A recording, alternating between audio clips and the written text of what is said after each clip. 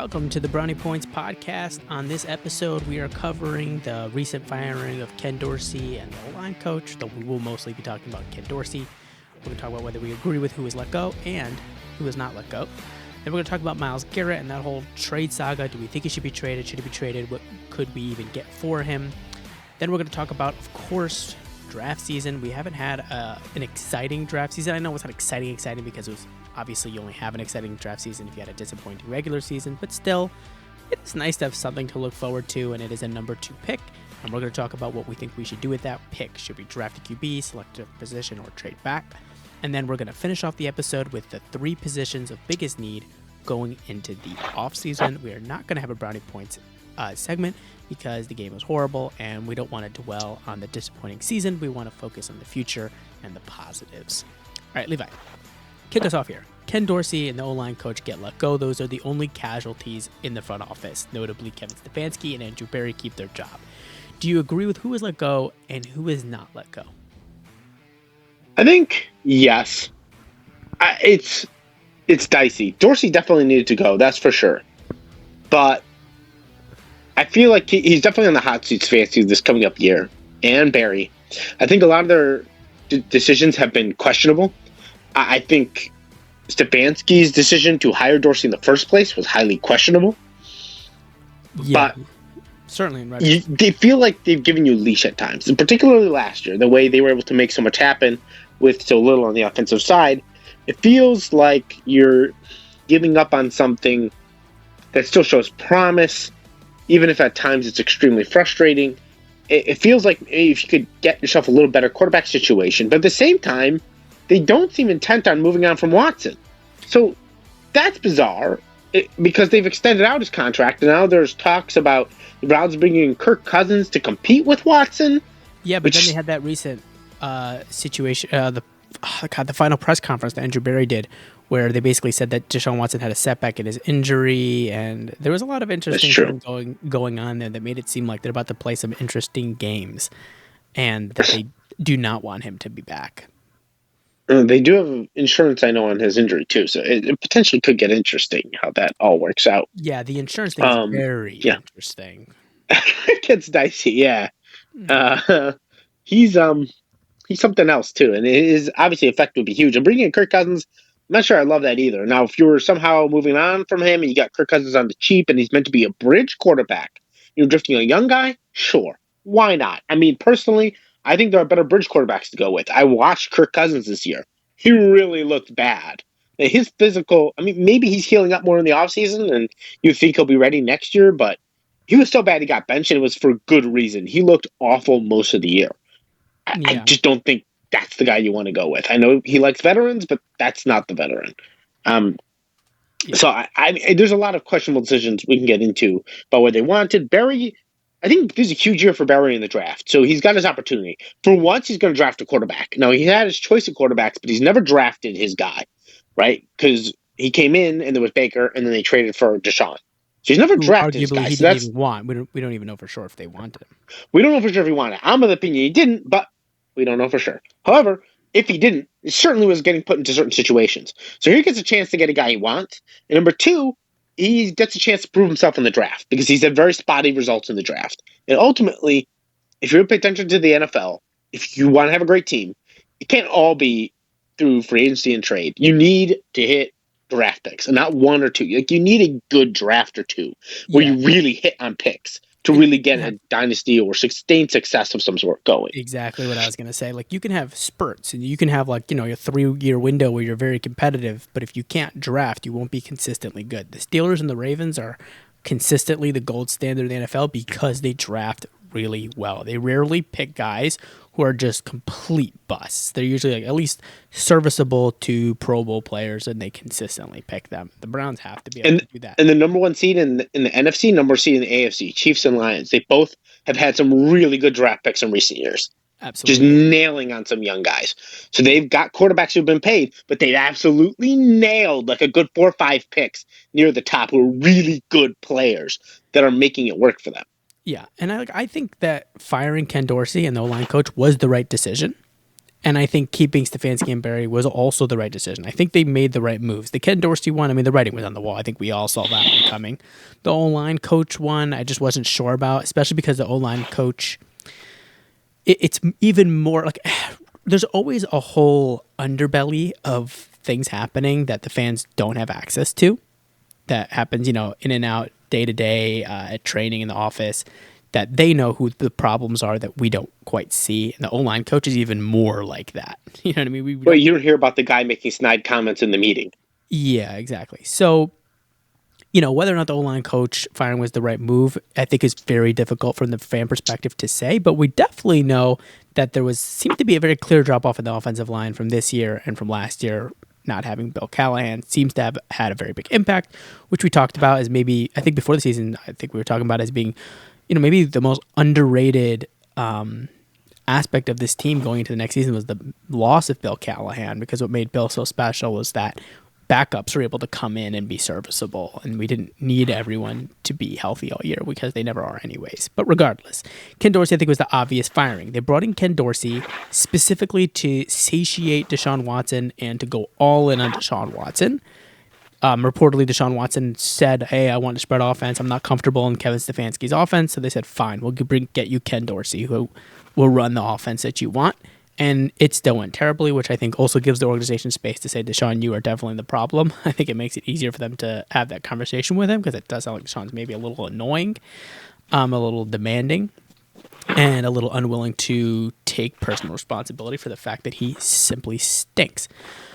But regardless, Ken Dorsey was definitely the right firing. Next year looks like they're going to hand the reins back to Kevin Stefanski.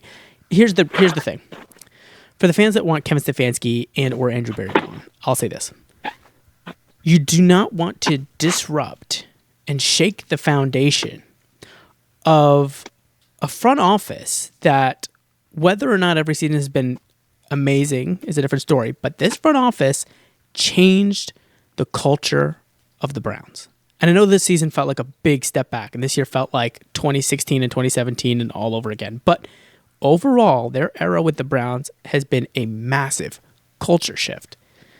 Going through the wins that the Browns have had since 2010, 5 wins, 4 wins, 5 wins, 4 wins, 7 wins, 3 wins, 1 win, 0 wins, 7, 6.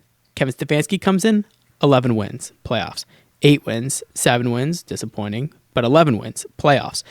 There's the peaks that we have had under Kevin Stefanski in the Andrew Berry era. We have not had those peaks, literally, since 1994. That was the last time the Browns won 11 games in a season, and this front office has put together 2 11-win seasons. That's not to be overlooked, and I'm not saying that means that they're invincible, but I think one bad season, especially coming off a great season, should not be enough for you to make such a drastic choice. Now, if they go back-to-back bad years, yeah, it's time to let them go. You can't live in the past. But the past means something, and they have turned this organization around. Again, it's a frustrating year, but trying to take a step back and look at the big picture, overall, the Browns organization has been a massive improvement under Stefanski and Berry, and give them another season to bounce back. If they don't, let them go. But if they do, obviously hold on to them. That's my feelings on the matter. Yeah, I mean, I think it's more or less fair, and yeah, I think that's really what's going on. And I think there is that. Hey, this is your hot seat year, though. Like, this is a year where you got to put it up. You got to put up or shut up. Like, yeah, you're going to need bad seasons. That's a different story. But yeah, like obviously it depends on exactly what happens, as to what the expectations are, whether it's a bridge guy or a young guy or whatever it is. But there needs to be a definitive step forward, and a big step up in terms of whatever that might be. Meaning, whether it's a direct step up, or if you have a young guy, a direct step up in quarterback play, where you can really see a lot of growth and potential from the young quarterback that puts you on the right path. It's one of those things. I think we're agreed on that. I think they're on the hot seat. It's not the worst decision to stick with them. Having some stability is not a bad idea. And yeah, they've done some good things. It's not a bad idea to give some leash and not jump the gun. And honestly, interestingly enough, I do wonder if the owner looks back, and I know this topic can come up a lot and over again, whatever. But, looking at Baker and him being gone and wondering, hey, we had a few good years. and there were some bad years, and there was reasons why those bad years existed. Now, then he went away, and now he's doing really good. I don't want that to happen with Stefanski and Barry. Like, I hired these guys, and they had some good years, and now they have one really bad year. If I let them go, like, maybe I'm making the same mistake twice. Maybe I Yeah. let them go, and then they go off for somebody else and have some really good years elsewhere. No, And I'm I just absolutely think that consistent. that's on their minds. Yeah. I think it might be. Yeah, and I want to leave with one more thing. I don't know if you had anything else to add to this. So if you do, just let me know when I'm done here. But I did want to add one more thing before we go on to the next segment. That fans really want to see heads roll after this disappointing season. But I think remember this: fans are saying that this is the most disappointing season potentially since 1999, since the team came back, and I kind of agree with that. But the important thing to remember is, why was it a disappointing season? It was a disappointing season because of the expectations coming in. Why were there such high expectations? Because there has been success with Stefanski, with Barry, with this organization, and with this team multiple times. That's why there was expectation. There wouldn't, under Hugh Jackson, there wasn't even really the possibility of being disappointing. When they won 3 games, it was like, yeah, seems about right. When they won 1, I was like, yeah, seems about right. When they won 0, I was like, yeah, seems about right. That's why the season has been so disappointing, because we expected more, but you don't even have that expectation because of the success that they've had. So I'm trying to really hammer that in, that yes, it's been a really disappointing season, but don't let those heads roll. We've only even had the possibility to be disappointed because they have brought some level of success to this organization. Yeah, just one quick note. Not what you're saying, because I agree, but just one thing. I personally think the most disappointing season was 2019. I think people are forgetting now the amount of hype that team had. That team had a stupid amount of hype. And yeah, it wasn't a 3-win season, but I don't know. It was so flat, and they got a couple wins late. Like, it No, was. I do remember that. That was the Freddie Kitchens year, wasn't it? Yeah, that was a massively disappointing Yeah, well, season. we knew it at the time. We didn't have the podcast then, but the Freddie Kitchens hire was incredibly stupid. But whatever. Oh, yeah. At Oh, my the God. I time, still and we're not wonder, being the revisionist. biggest what if A of this lot of people loved it. franchise We did not. was not the OBJ trade. It was not hiring Bruce Arians. To me, that was by far the biggest what if. He's the guy who wanted to play for you. If you hadn't had Dorsey being all scared of hiring a guy who knew what he was doing, and hired Bruce Arians, someone who would have known how to coach, how to come up with a scheme, how to control a locker room, that's what I think would have made the biggest difference in this Browns team right now. And I don't know. I think we'd be competing for Super Bowls. I think we might have won a Super Bowl. I think we might have won it in 2020 if Bruce Arians was the head coach. I think it would have built them in 2019, and I think in 2020 they were close to beating the Chiefs. I think if it was year 2 of Bruce Arians' offense instead, and him making it work with weapons, and he would have demanded a fast receiver or two. Yeah. And then with the Bills playing the way they were, I think they're playing for the Super Bowl against the Buccaneers. And I don't know if they would have won it, but that would have been intriguing. And the Buccaneers had a weak secondary that year. They benefited from injuries on the offensive line for the Chiefs, so they could dominate up front. Because every time they didn't dominate up front, they got exposed in the secondary. So it would have been really That's intriguing. something maybe we'll do a revisionist. Not Maybe we'll do a revisionist history, history on that. But we'll but anyway, back, that was my most disappointing season on that. I'll leave it at that. Well, maybe we do a separate video about was this most disappointing season? We could talk more in depth about that. But focusing on this season, well, actually this off season, I should say, Myles Garret. It's not like it was out of nowhere that the possibility of him being traded, but it did kind of feel that way. He had mentioned in an interview that he wants to retire. Brownie wants to be here, and then 5 weeks later, he's saying, "Actually, I kind of want to see what their plan is." And I'm not saying that to knock Myles Garret. I don't blame him for that one bit. I'm just that's their reality, right? It is real that there is some smoke that he could be traded. Do you think that the Browns actually should trade him, though? I would say this. I mean, here's the deal. I know people are gonna. I think the reflex is no, right? That's the reflex. Yes, that's. But for me, I'm leaning yes. It does depend what you get back. Obviously, you don't trade the guy for whatever. It's not let's just move on and all will be well with the world. If it was me before the season started, I would have traded him for Will Anderson. I think you for sure could have bagged Will after his rookie year. I think you could have gotten a huge, huge haul for the guy. Why would the Texans make that move, though? I mean, like, Because at the time they were thinking they were Super Bowl contenders. If you remember all the hype they had coming off last year, they had tons of cap room too. So they yeah, had but cap room to go. trading a rookie defensive end who played well for another defense. I don't know. It seems like an odd move. Like, it wouldn't be. Well, I don't think Very it's that odd when atypical decision. you're competing for a Super Bowl and you can take a guy who's rookie who looks great. He had 7 sacks, but sometimes guys go in at 10, 12 sacks. That's good and all. When you can get the top pass rusher in the league, or at least top 5 pass rusher in the league to pair up with another guy you get in the offseason is a great pass rusher, when you're getting a rookie quarterback salary for the next 3 years anyway, for the same amount of time, you when you have the cap room, it's like, hey, let's push for it right now. Yeah, I think it's a doable trade. Now, maybe I'm being a little too positive on that. it's not really. So The point, though, I maybe guess, I'm dreaming. Right? Point that you're saying is that for the right package, you think the Browns should trade him. Right package. I would love a young pass rusher to go with them. So I would love, like, in other words, you could trade. Let's say you could get 2 first-rounders and 2 seconds, hypothetically, or you could get Will Anderson plus a first and 1 second. I would rather take Will Anderson the first and the second, right? Because you're getting a near replacement, like not a replacement, but a guy who's also really good, as well as being young. So you still keep that contract, which you could really use, quite frankly, Can I and ask all you a that. question to probe your thinking on this? Sure. Okay. What's the point of trading Myles Garrett? Like, what on earth would the Browns do multiple points on that. by trading him? Number one, money, and it does matter. I know people are saying it doesn't, but it does. Like, you keep pushing it off and doing it this year and that year. But, like, every time you do, you leave some money behind. You don't get compensatory draft picks. There is lagging penalties, and they do add up. And it does hurt you if you do get a young guy then. It's like, okay, great, but you can't go too crazy in your signings now because you still have that leftover. Like, letting it hold on forever is still an issue, just because it doesn't seem like it. There are things that come back on you.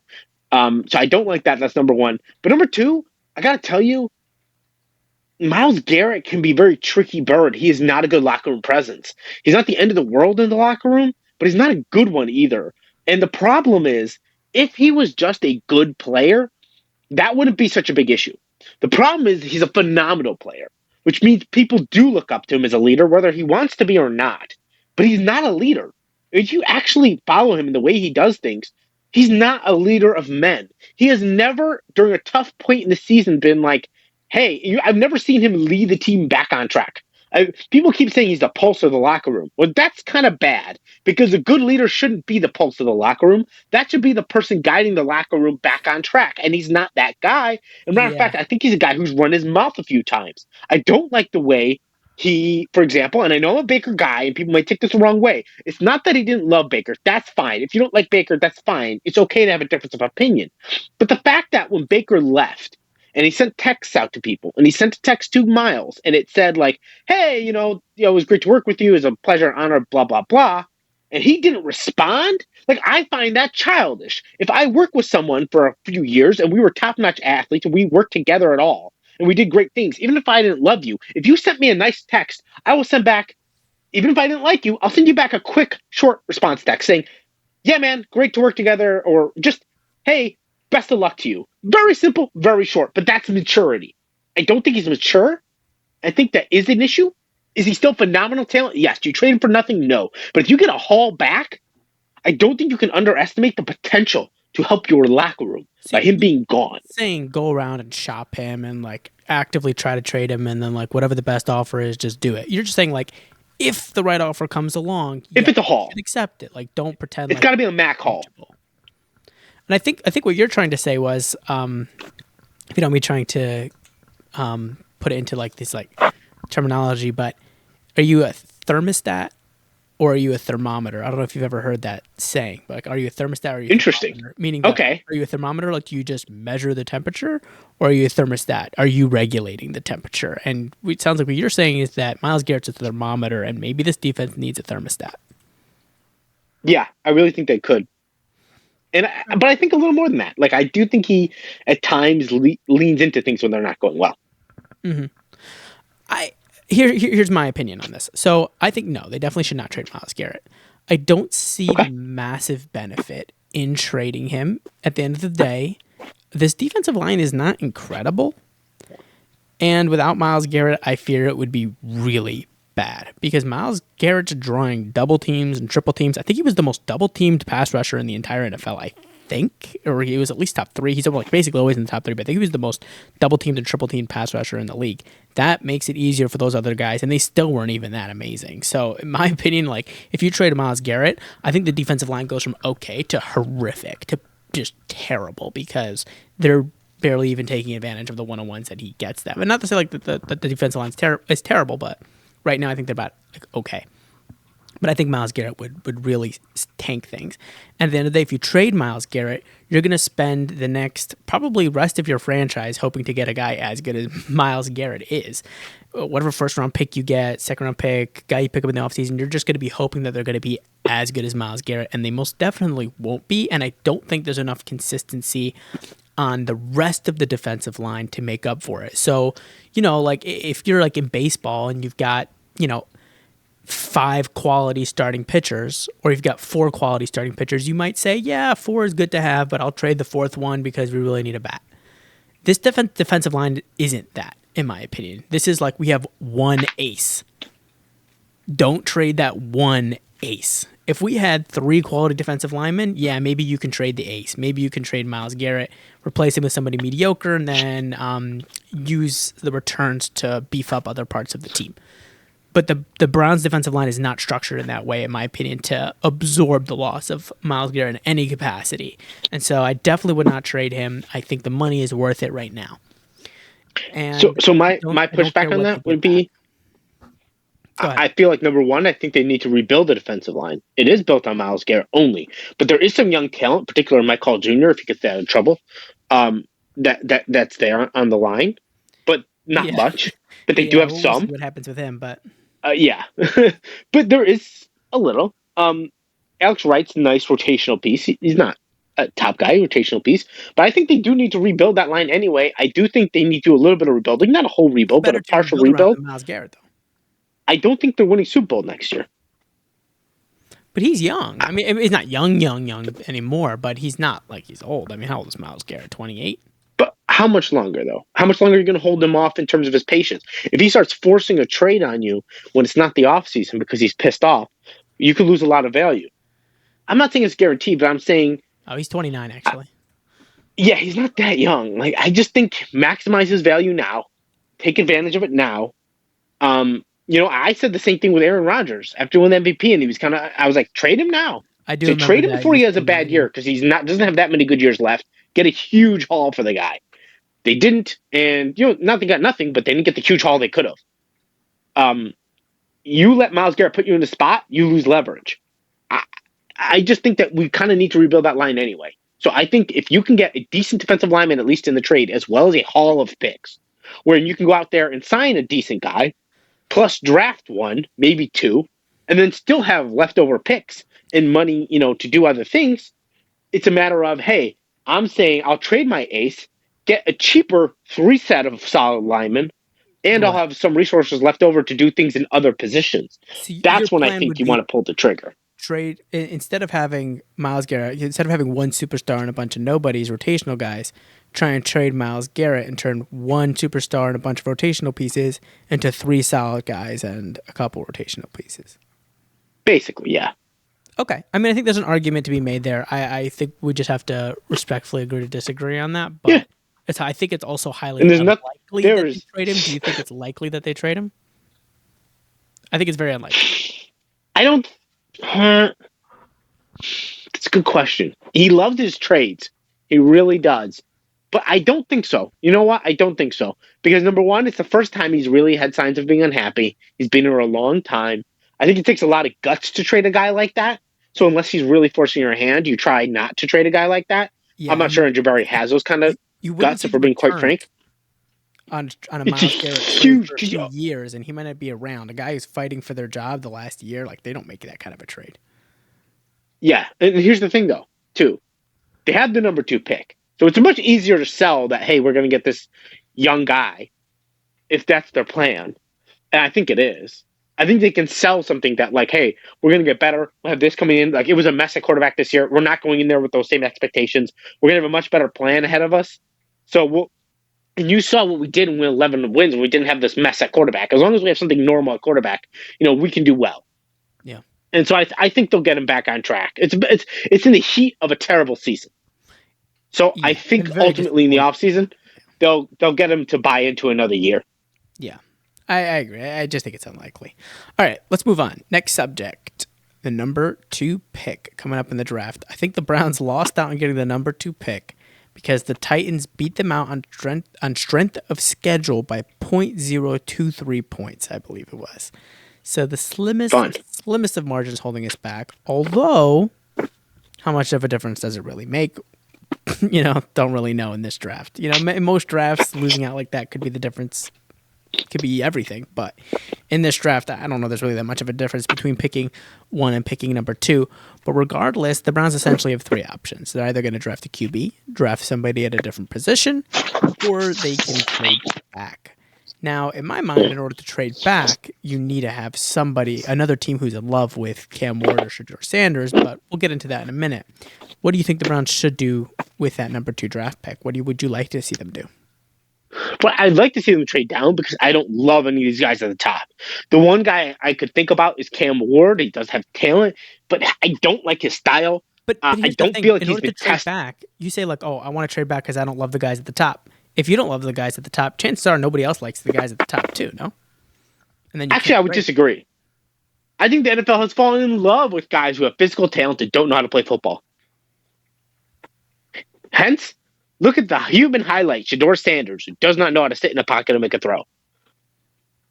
I don't like Shedeur. And when you look at him and really analyze him, I don't think his arm strength is all that great either. I think he's missed guys too many times in the open field, but he's the kind of guy who's open highlights and a lot of stats, and guys kind of fall in love with him in the offseason.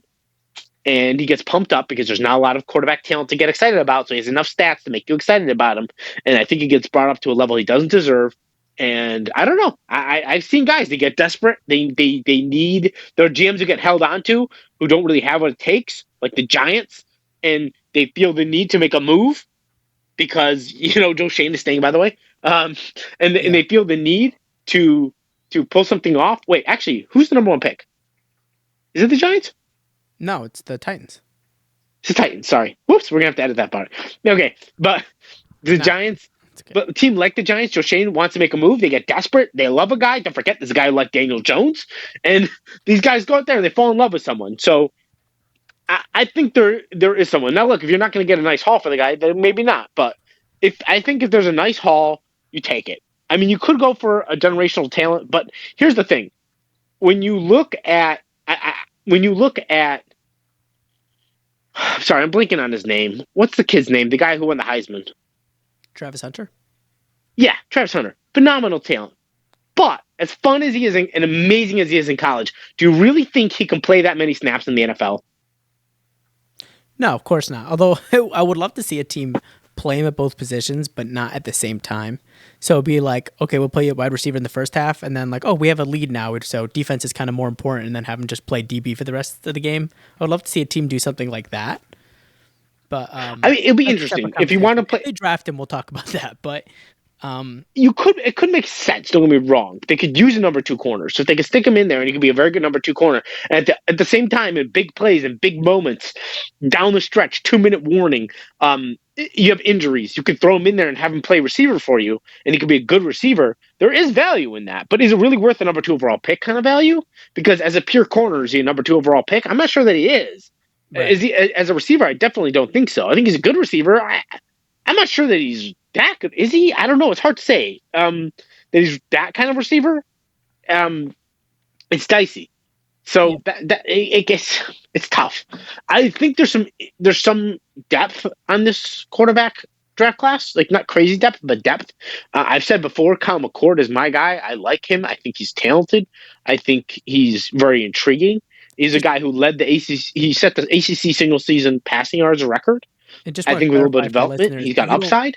Levi does not mean taking Kyle McCord at number 2. He's talking about taking Kyle McCord like the 3rd round and then sitting him for a year, that sort of thing.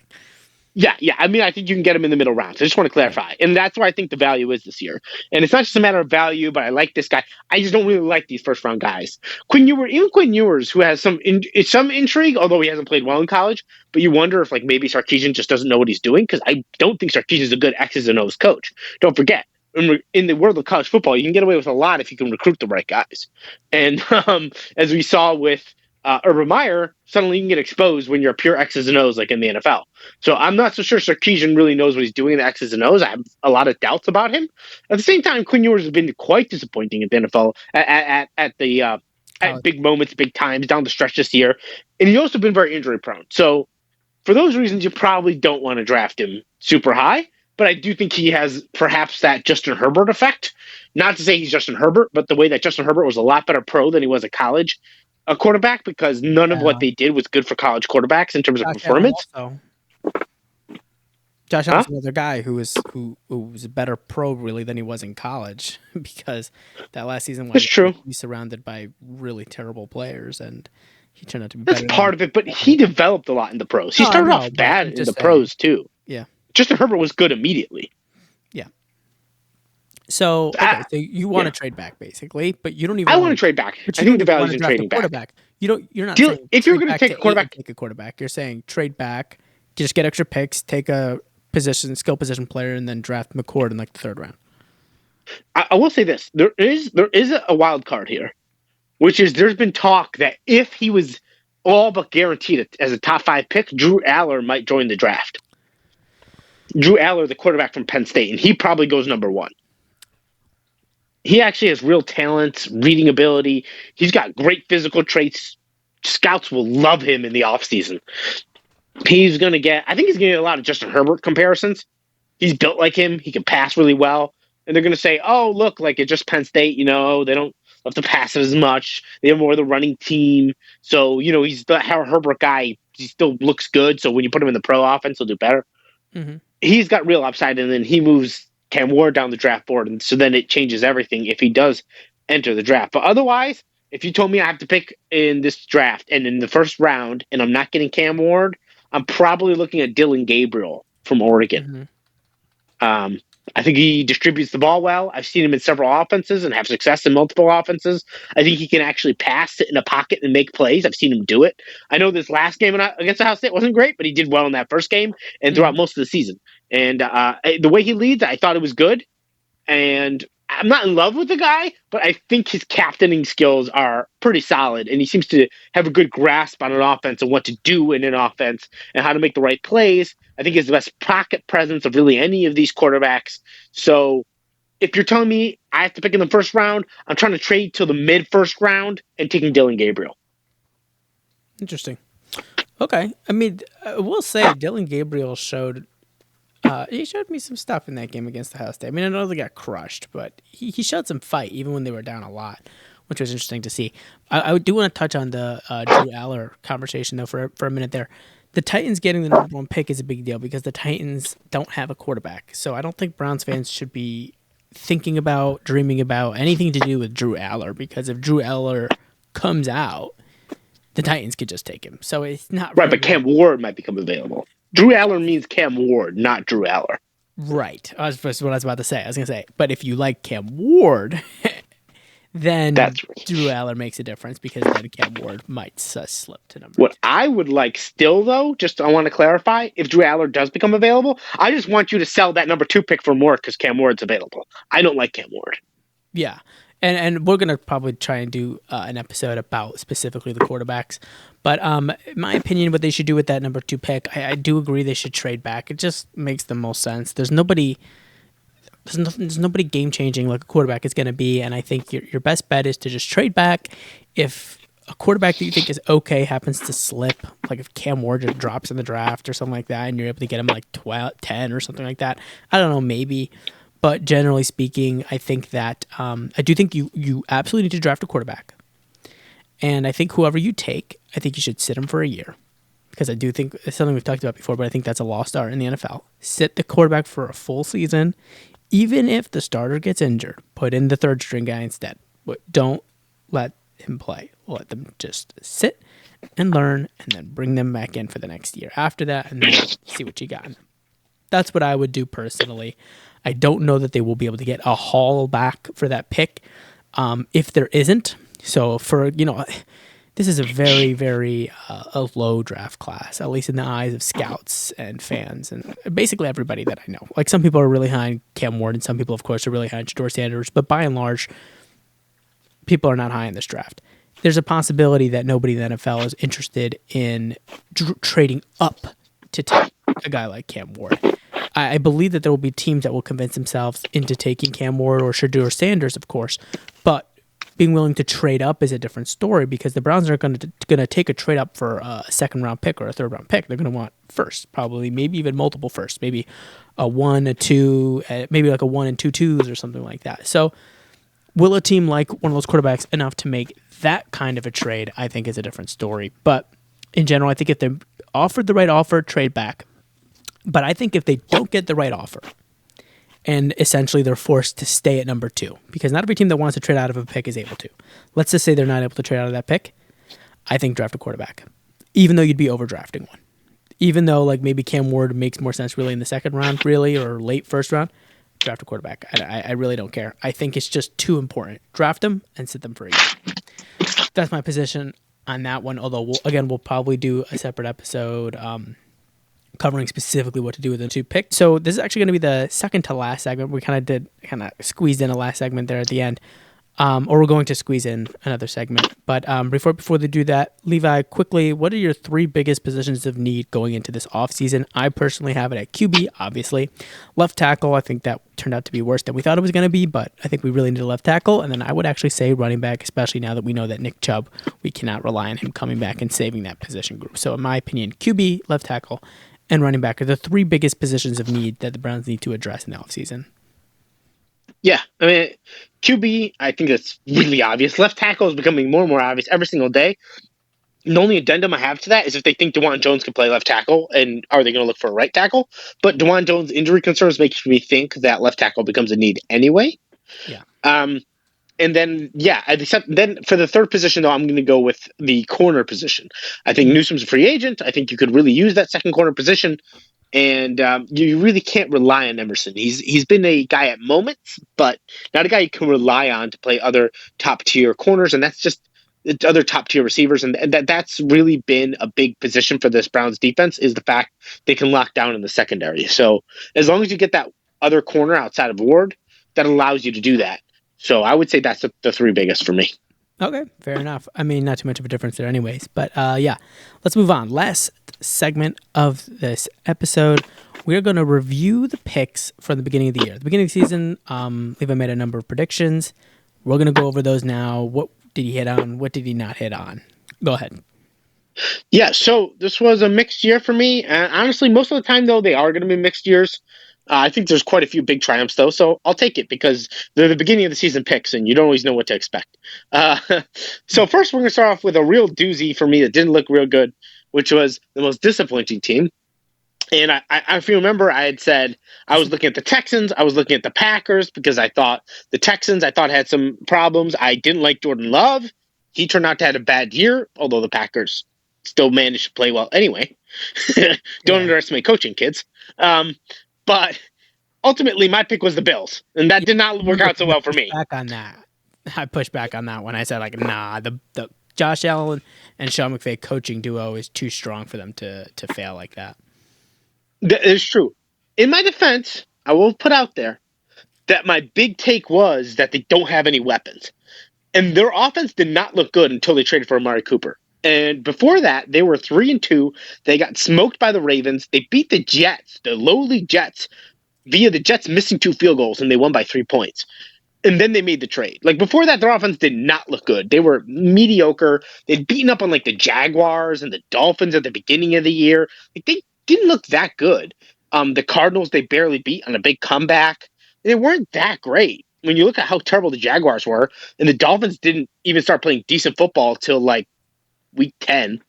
I mean, it's just, they didn't look that great. But once Mark Cooper came in there, game over. They killed him. And at the end of the day, when they end up being the number 2 seed in the AFC, you're still wrong. All I'm saying is a little word of defense, but I was really wrong.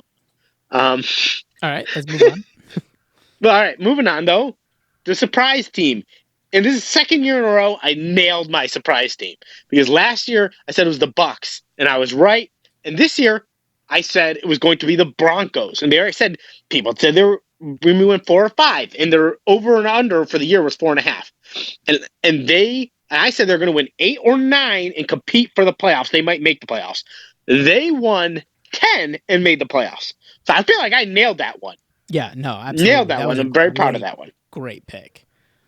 Thank you. I am very proud of that. And so we'll go into some other ones because the tie-in for that we'll go into was the Rookie of the Year selection. And I went bold and I said it was going to be Bo Nix.